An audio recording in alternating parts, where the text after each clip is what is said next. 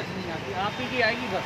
आज हम शिक्षकों को इस हस्ताक्षर अभियान के लिए निकलना पड़ा क्योंकि हमारे कोचिंग संस्थान पिछले 5-6 महीनों से बंद है और 5-6 महीनों से इस कदर बंद है कि हमको समझ में नहीं आ रहा है कि हम कोचिंग का किराया कैसे दें और कैसे अपने बच्चों का हमारा जीवन कैसे चलेगा, कैसे उनका पेट पलेगा, कैसे बच्चों के फीस जाएगी, कैसे बिजली का बिल जमा होगा, क्या बनेगा, क्या खाएंगे। इस देश की व्यवस्था कुछ ऐसी हो गई कि हमारे शिक्षकों को, हम जैसे शिक्षकों को बिल्कुल नज़रअंदाज किया जा रहा है। और हम आपके माध्यम से ये आवाज़ ये सरकार तक पहुंचाना चाहते हैं और सरकार को बताना और पूछना चाहते हैं कि आखिर शिक्षकों की ऐसी दयनीय अवस्था क्यों हो रही।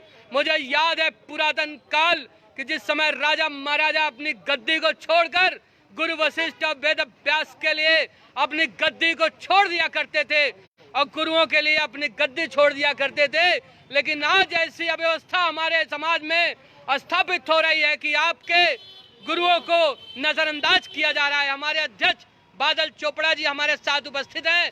आइए बादल चोपड़ा जी से सुनते हैं कि बादल चोपड़ा जी इस बारे में क्या कहना चाह रहे हैं। आप सभी से निवेदन है, आपने डास आईएएस सुना होगा, डास आईएएस के आप डायरेक्टर हैं, पिछले लगभग 2 से ज़्यादा दशकों से आप पढ़ा रहे, आप हमारे उत्तर प्रदेश कोचिंग संघ के अध्यक्ष हैं। हम आपसे पूछना चाह रहे हैं सर, आप बताएं, आप लोग प्लीज इसको शेयर करें, ज़्यादा से ज़्यादा शेयर करें। नमस्कार भाई और बहन।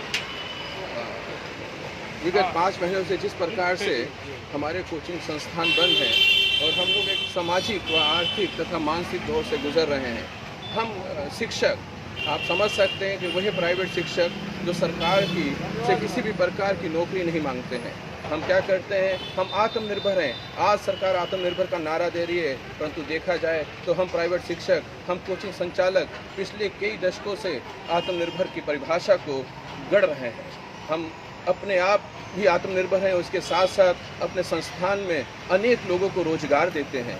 वे भी सब के सब शिक्षक हैं जो सरकार से किसी भी तरह की मांग नहीं करते हैं और अपने पैरों पर खड़े हैं। हम चाहते हैं कि सरकार हमारी ओर ध्यान आकर्षित करें। हम निवेदन कर रहे हैं सरकार से, कोई विरोध नहीं है, कोई प्रदर्शन नहीं है हमारा सरकार के खिलाफ। सरकार से विनम्र निवेदन है कि अब तो जाग जाएं, अब तो समझ जाएं। अगर सोशल डिस्टेंसिंग के साथ बहुत से काम हो सकते हैं, वो भी सिर्फ सरकार की नज़रों में, सिर्फ कागज़ों में, हकीकत में देखा जाए तो आप हमारे आसपास भी अगर हम देख रहे हैं और आप लोग देख रहे हैं कि सोशल डिस्टेंसिंग के मानकों का कितना पालन हो रहा है। हम शिक्षक लोग जो समाज को पढ़ाई लिखाई की ओर लेके जाते हैं, हम उन मानकों का पालन कर सकते हैं। इसके साथ ही साथ हम चाहते हैं कि आप हमारे संस्थान को मानकों के तहत खोलने की आज्ञा दें।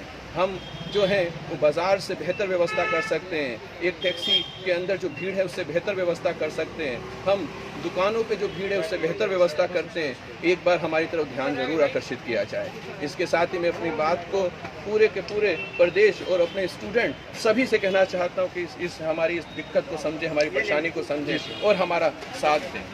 नमस्कार।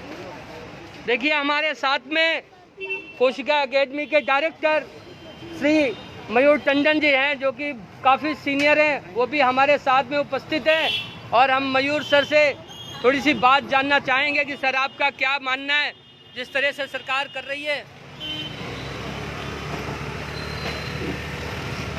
मेरा सरकार से बहुत ही पुरजोर तरीके से निवेदन है कि जो स्थिति आज हम लोगों की हो चुकी है, और हम ईश्वर से प्रार्थना करते हैं कि ईश्वर न करे भगवान किसी को ऐसा दिन दिखाए जो आज कोचिंग में पढ़ाने वाले शिक्षकों की स्थिति है। और तमाम रिक्वेस्ट के बाद, तमाम निवेदन के बाद भी सरकार के ऊपर इस चीज़ का कोई प्रभाव भी नहीं पड़ रहा है। हम लोग आज खुले बाजार में खड़े हुए हैं जहाँ पर हर चीज़ खुले तौर पर चल रही है। रिक्शा, टैक्सी, ऑटो, टेम्पो, दुकानें विदाउट सोशल स्टैंडिंग सब कुछ हो रहा है, जबकि हम लोग पूरी तरह से अपनी तरफ से ये आश्वासन देते हैं कि हम लोग अगर अपना इंस्टीट्यूट खोलेंगे, हमें परमिशन मिलती है तो हम सरकार की एक एक SOP का पालन करेंगे, जो भी स्टैंडर्ड ऑपरेटिंग प्रोसीजर है उसका पालन करेंगे। लेकिन अब स्थितियां हमारे बस में से बाहर होती जा रही हैं। अब हम लोग बिल्कुल दीवार से सट के खड़े हैं कि अब हमारे पास कोई चारा नहीं है कि या तो हम गिर जाएं और या फिर हम टूट पड़ें। इसलिए सरकार से बहुत ही विनम्र निवेदन है कि हमारी बात पर ध्यान दें और हमको अनुमति प्रदान करें कि हमारी कोचिंगें खुलें। धन्यवाद। हमारे साथ अश्विनी सिंह जी हैं, जो कि हमारे उत्तर प्रदेश कोचिंग संघ के संस्थापकों में से हैं। आपसे हम कुछ बात करना चाह रहे हैं, बताएं अश्विनी जी, आप क्या सोच रहे हैं? पिछले 6 महीने से हम लोगों की कोचिंगें बंद हैं और हमारे शिक्षकगण जो है सब बेरोजगारी के कगार पे आ गए हैं और गवर्नमेंट कुछ सोच नहीं रही हमारे बारे में कि कुछ करना चाहिए उनके लिए। सभी कुछ खुल चुका है, इवन माल खुल चुके हैं, हर चीज़ खुल चुका है। हम लोग एक शिक्षक हैं और शिक्षक लोग ही जो है आगे जो है बढ़ाते हैं, लोग उस पढ़ाते हैं, सिखाते हैं। उन लोगों को ये पता है कि कैसे जो है हम सोशल डिस्टेंसिंग से हम लोग यूज करके बच्चों को अच्छी शिक्षा दे सकते हैं। तो कृपा करके गवर्नमेंट से विनम्र निवेदन है कि आप जो है कुछ हम लोगों के बारे में भी सोचें और जल्द से जल्द कोचिंग को खोलने के उपलक्ष्य में कोई न कोई निर्णय लें। धन्यवाद। हमारे साथ अतुल साकिया जी मौजूद हैं। अतुल साकिया जी, आप कुछ बताएं। सर बहुत बहुत शुक्रिया अरविंदो सर। और जैसा आज हम लोग आपके सबके सानिध्य में एक इस तरह का दुर्भाग्य हम लोगों का है कि आज आपके सामने और जनता के सामने अध्यापकों को अपनी भूमिका परिभाषित करने के लिए सड़क के किनारे खड़ा होना पड़ रहा है। सरकार ने जिस तरह से तमाम उद्यम खोले हैं, क्रमशः अपने जो भी उनके मानक हैं सरकार के, हम उन मानकों का पूरी तरह से पालन करने का आश्वासन देते हैं। और सरकार ने शराब से लेकर और तमाम बड़े प्रतिष्ठान खोल दिए हैं जहां पर जनता का आना जाना भारी संख्या में होता है। कोचिंगों में सभी अध्यापक और सभी पढ़ने वाले बच्चे समाज के दूसरे वर्गों और तबकों से ज़्यादा पढ़े लिखे और सुशिक्षित होते हैं, सुसंस्कृत होते हैं और सबसे ज़्यादा अनुशासित भी यही तबका होता है।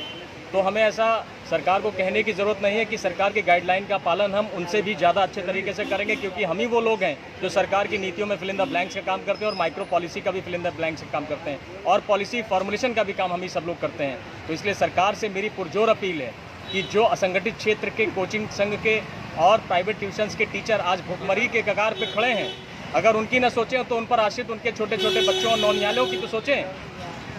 तो सरकार को परिवार के आश्रित जो हम असंगठित क्षेत्र के अध्यापक हैं, इनके परिवार और इनके माता पिता की जो जिम्मेदारियां हैं अध्यापकों पर हैं, उनको पूरा करने के लिए मेरी सरकार से करबद्ध विनती है कि वो कोचिंग क्षेत्र को अपने जो उनके नियामकीय कानून हैं उनके तहत खोलने का आदेश जारी करने की कृपा करें। बहुत मान कृपा होगी। धन्यवाद। जलज राय जी हमारे साथ उपस्थित हैं, पहल क्लासेस के डायरेक्टर। जलज सर, आप क्या करना चाहते हैं? बस वही कि हम लोग बहुत संघर्षरत हैं। पिछले 5 महीने से हम लोगों की कोचिंग संस्थान बंद हैं। यहाँ तक कि बहुत से बच्चे और बहुत से गार्जियन ऐसे हैं जो हम लोगों से बोलते हैं कि सर बुला लीजिए, ऑनलाइन में कुछ समझ में नहीं आता। ऑनलाइन सब पढ़ावे हैं, मैं भी प्रयासरत हूँ, लेकिन न तो उससे बच्चों की पढ़ाई संतुष्ट हो रही है और न हम लोग संतुष्ट हो रहे हैं। हम लोगों के मकान का किराया, हम लोगों के बच्चे, सब लोग प्रभावित हो रहे हैं। हमारे साथ साथ बहुत से हमारे अध्यापक हैं, टीचर्स हैं, बहुत से नॉन टीचिंग फैकल्टी है, सबको हम लोग सैलरी कहाँ से दे पाएँ? 50% दे रहे हैं तो भी उनका काम नहीं चलना है। सरकारी कर्मचारी का अगर 1 महीने में 50% काट दिया जाता है तो त्राह मच जाता है। सांसद का, विधायक का सैलरी रोक दिया जाए तो त्राह मच जाता है। और हम ही लोगों के लिए कोई सोच नहीं है। जो टीचर्स हम उन सबको बना के भेजे हैं, IAS, PCS, क्लर्क से लेके हर पोस्ट पे भेजा, यहाँ तक कि जो नेता हैं वो भी हमसे कहीं ना कहीं पढ़ के निकले हैं। लेकिन आज हम टीचर्स की ये दयनीय स्थिति देख के सब लोग अपने घरों में और AC ऑफिस में बैठे एंजॉय कर रहे हैं। कहीं ना कहीं सबको मन में ये बात आनी चाहिए, इसलिए हम लोगों ने जागरूकता अभियान चलाई है। मेरे मन में भी यही है कि शायद जनता जागेगी तो सरकार जागेगी, क्योंकि सरकार तो अब इससे शायद अच्छा अंग्रेज़ों का ज़माना था कि कम से कम सरकार कुछ कहती थी, जनता तो वो सुनते तो थे। ये तो सुनने को भी तैयार नहीं है। सरकार जहाँ चाहती है वहाँ कोरोना है और जहाँ नहीं चाहती वहाँ नहीं है। कल BEd के एग्ज़ाम में देखिए हज़ारों की संख्या में भीड़ हुई, वहाँ कोरोना नहीं है। क्यों? क्योंकि वहाँ प्राइवेट कॉलेज लगी हुई हैं। उन कॉलेज और उन कोचिंग के माध्यम से छोटी छोटी कोचिंग भी बदनाम हो गई हैं, जिसको हम लोग सब लोग बोलते हैं कि कोचिंग वाले हैं, कोचिंग वाले हैं। कोई अहमियत नहीं दी जाती है। आप लोगों से अनुरोध है कि इस वीडियो को ज़्यादा से ज़्यादा शेयर करें, ज़्यादा से ज़्यादा लोगों तक पहुंचाएं, जिससे कि कहीं ना कहीं सरकार के अध्यक्ष में, सरकार के पक्ष के पास हम लोगों की बातें पहुंच सकें। धन्यवाद। हमारे साथ गौरव जी भी उपस्थित हैं, जो आपके क्लासेस से हैं और कंप्यूटर से। जी गौरव जी बताएं। नमस्कार साथियों, मेरा कंपटीशन एज नाम से संस्थान चलता है कपूरथला पे। मैं आज सरकार से सिर्फ एक बात पूछना चाहता हूँ कि जिस कोचिंग सेक्टर में लाखों लोग जुड़े हुए हैं, पूरे देश भर में करोड़ों लोगों का परिवार चलता है, वो कब तक बंद रहेगा? क्या उन लोगों की कोई किस्त नहीं जाती? क्या उन लोगों की कोई जिम्मेदारी नहीं है? क्या उनका परिवार नहीं है? क्या उनका रोज़गार नहीं है? जब सब कुछ खुल सकता है तो कोचिंग संस्थान भी खुल सकते हैं। इसलिए मैं सरकार से चाहता हूं, विनम्र निवेदन करना चाहता हूं कि आप हमारा संस्थान भी खोलिए, ताकि हमारे और हमारे कर्मचारियों के परिवार, उनकी व्यवस्थाएं, उनकी आवश्यकताएं पूरी हो सकें। इसके साथ ही धन्यवाद। और हमारे साथ राहुल जी हमारे साथ में हैं। आप राहुल जी की बात सुनिए, राहुल जी क्या कहना चाहते हैं। नमस्कार साथियों, मैं कल्याणपुर इलाके लखनऊ से न्यू क्लासेस का डायरेक्टर हूँ भैया। और पिछले 5 महीनों से आप लोग यथास्थिति से परिचित हैं कि किस स्थितियों से हम लोग गुजर रहे हैं। सारे कोचिंग संचालकों का बुरा हाल है और आजकल लोग बात कर रहे हैं, प्रधानमंत्री की बात कर रहे हैं आत्मनिर्भरता की, और पिछले 20-25 सालों से सर हम लोग आत्मनिर्भर हैं। अपने संस्थान में, छोटे से छोटे संस्थान में 20 से 25 लोगों को रोज़गार दे रहे हैं और अच्छा रोज़गार दे रहे हैं। हम लोग खुद भी रोज़गार प्रोवाइड कर रहे हैं, समाज को शिक्षित कर रहे हैं। एक समाज में अच्छे इंजीनियर्स, IAS, PCS प्रोड्यूस कर रहे हैं और IAS, PCS इंजीनियर्स प्रोड्यूस करने वाले गुरुजनों का आज ये हश्र हो रहा है। सर आप लोग सब जागरूक हैं, कृपया हमारी मदद करें, सरकार तक हमारी आवाज़ पहुंचाएं कि हम लोग भी इसी देश के नागरिक हैं और हम लोगों को भी उतना ही जीने का अधिकार है जितना आम नागरिक को है। धन्यवाद। आप देख रहे हैं कि शेयर कर रहे हैं और आप सभी से निवेदन है कि कृपया आप इसको ज़्यादा से ज़्यादा शेयर करें ताकि हम अध्यापकों के लिए कुछ हो सके। जय हिंद, जय भारत, धन्यवाद।